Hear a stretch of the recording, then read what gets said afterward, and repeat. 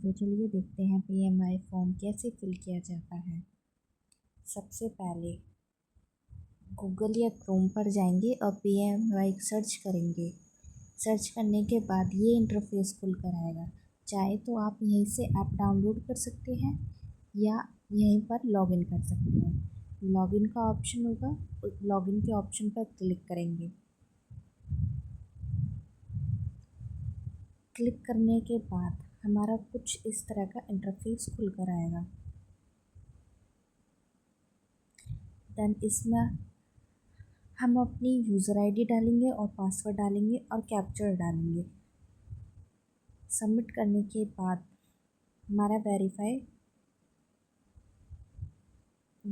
का ऑप्शन आएगा। उस पर क्लिक करने के बाद ओटीपी आएगा। ओटीपी के बाद हमारा लॉगिन हो जाएगा। लॉगिन होने के बाद हमारा डैशबोर्ड खुलकर आएगा। अब डैशबोर्ड खुलकर आया है, उस पर 3 डॉट्स हैं या 3 लाइन्स हैं, उन पर हम टिक करेंगे। इस पर हम टिक करने के बाद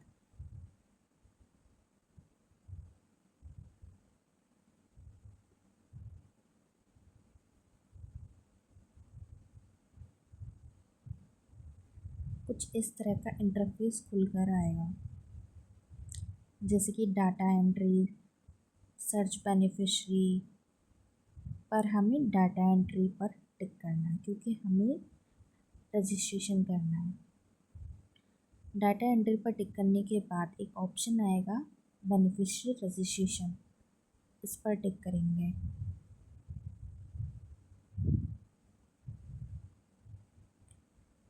टिक करने के बाद कुछ हमारा इस तरह का इंटरफेस खुलकर आएगा। Beneficiary registration, personal profile. क्या बेनिफिशरी गवर्नमेंट जॉब करती है या नहीं करती है? अगर वो गवर्नमेंट जॉब करती है तो उसका फॉर्म नहीं फिल हो पाएगा। अगर वो नहीं करती है तो उसके लिए फॉर्म फिल किया जाएगा। अगर हम बेनिफिशरी का फर्स्ट चाइल्ड का फिल कर रहे हैं तो फर्स्ट पे टिक करेंगे। अगर सेकंड गर्ल चाइल्ड कर रहे हैं तो सेकंड गर्ल चाइल्ड पे करेंगे। जैसे कि हम फर्स्ट चाइल्ड पे टिक कर रहे हैं क्योंकि हम फर्स्ट का कर रहे हैं। फिर देन अगर हम बेनिफिशरी का फर्स्ट चाइल्ड बर्थ होने से पहले फॉर्म फिल कर रहे हैं तो क्या करेंगे, और चाइल्ड होने के बाद क्या टिक करेंगे। अगर चाइल्ड होने से पहले हम फॉर्म फिल कर रहे हैं तो नंबर ऑफ़ चिल्ड्रन लिविंग में आ जाएगा 0, क्योंकि हम फर्स्ट चाइल्ड के लिए फिल कर रहे हैं। अगर हम बर्थ के बाद फिल करते तो हम 1 टिक करते, पर हम बर्थ से पहले टिक कर रहे हैं तो 0 आएगा। क्या बेनिफिशरी के पास आधार कार्ड है? तो यस। क्या बेनिफिशरी इस बेनिफिट को लेने के लिए सक्षम है? तो हाँ। फिर देन हम बेनिफिशरी का नेम क्या है वो एंटर करेंगे। बेनिफिशरी का आधार कार्ड नंबर डालेंगे।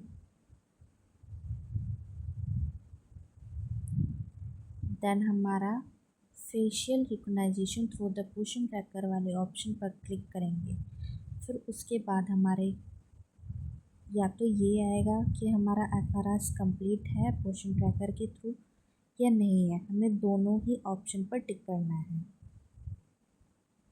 टिक करने के बाद अगर नहीं है तो उसके लिए भी हम आपको बताएंगे, अगर है तो उसके लिए भी हम बताएंगे। पहले आप टिक कर देंगे। डेट ऑफ बर्थ डालेंगे बेनिफिशरी की।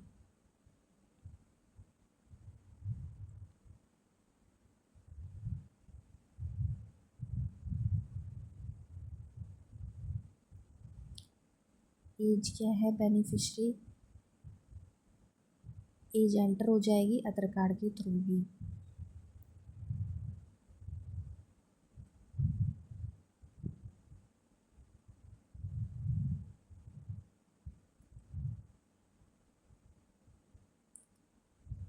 कैटेगरी क्या है बेनिफिशियरी की, मोबाइल नंबर डालना है।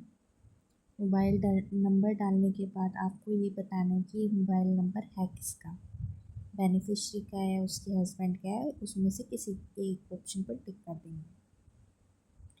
देन आप क्या प्रूफ लगा रहे हो कि ये बेनिफिशियरी सक्षम है इस बेनिफिट को लेने के लिए। आप इनमें से किसी भी टिक कर सकते हो, बहुत सारे ऑप्शन खुल के आएंगे, आप देख लेना।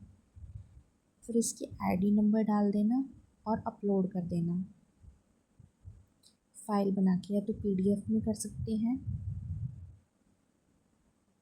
जैसे भी आपको सही लगे उस हिसाब से आप फाइल बना के अपलोड कर सकते हैं। फिर MCP card date registration number डालेंगे, एमसीपी कार्ड की जो आरसीएच नंबर होता है उसको भी अपलोड करेंगे। फिर एड्रेस फिल करेंगे, एड्रेस फिल करने के बाद पिन कोड डालेंगे, लास्ट में सबमिट कर देंगे। सबमिट करने के बाद आपका जो भी आपने चीज़ें लगाई हैं या जो भी आपने एंट्री की है वो एक इंटरफेस खुलकर आ जाएगा। अगर आपको कुछ चीज़ें गलत लगती हैं तो आप एडिट वाले ऑप्शन पर टिक कर सकते हैं। अगर आपको लगता है कि मैंने सारी चीज़ें ठीक फिल की हैं तो आप सबमिट पे क्लिक कर दोगे। सबमिट पर क्लिक करने के बाद आपकी जो है जो भी आपने बेनिफिशियरी को रजिस्टर करना चाहा है वो रजिस्टर हो जाए। फिर आप 10 मिनट बाद बेनिफिशियरी की आईडी डालकर या नंबर डालकर सर्च कर सकते हैं। Thank you.